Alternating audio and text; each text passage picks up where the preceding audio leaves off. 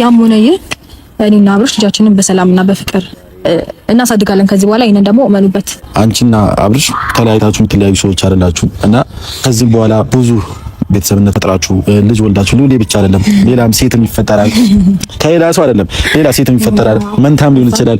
መንታም ተፈጥሮና አብርሽና አንቺ የምትቀጥሉ ይሆናል። አንዳንድ ሰዎች ያው እዛው እንዳሉበት ይቀራሉ ማለት ነው። እውነት ለመናገር ሉሌ ባይኖር ኖሮ እነዚህ አይነት ፈተናዎችን የማስተናገድበት አቅም ይኖረኛል ብዬ አላስብም። ምክንያቱም ለምንድን ነው አሁን ይሄን ነገር ማድረግ ለምንድን ነው እንደዚህ ብለው ምናምን ተስፋ የመቁረጥ ስሜት ይሰማኝ ነበረ። ግን ደግሞ አሁን ላይ ምንም ነው ጭራሽ እንደዚህ አይነት ስሜት ከነ ነው የማይሰማኝ ከነ ማለት ነው። ምክንያቱም እዚህ ምድር ላይ የኔን መኖር የኔን ጤነኛ መሆን ከዛ ደግሞ የኔ ገዛ የሚያስፈልገው የኔ ክብካቤ የሚያስፈልገው ከፈጣሪ ባሻገር እኔ ያለሁለት ልጅ አለኝ። ለሱ በጣም ጠንካራ ሆኜ መቆምና ነገ ላይ ደግሞ የማያፍርባት አይነት ሴት የማያፍርባት አይነት እናት መሆን እንዳለብኝ ሳስብ በቃ እሱና እሱ ነው ብርታቴ። ፈጣሪ የተመሰገነ ይሁን። የሁሉ ነገር እየተደረገባት የሁሉ ነገር እያለች አሁንም ግን ቆማ እንደዚሁ እየሳቀች እያማረባት ልጇን በስነ ስርዓት እያሳደገች ያለች ምርጥ እናት ናት። የምሬ ነው።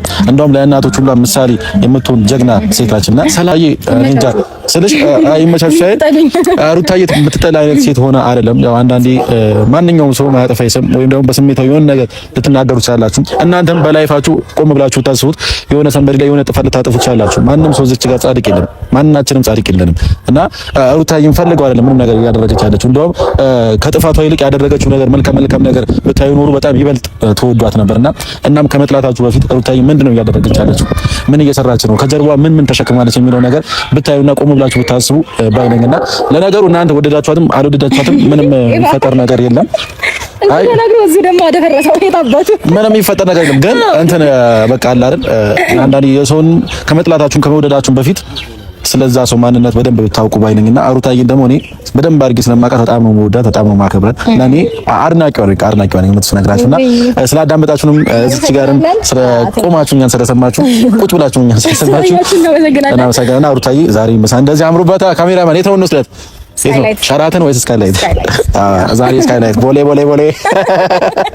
እና ይመቻችሁ። ያራድዬ ልጆች ተባበሉ።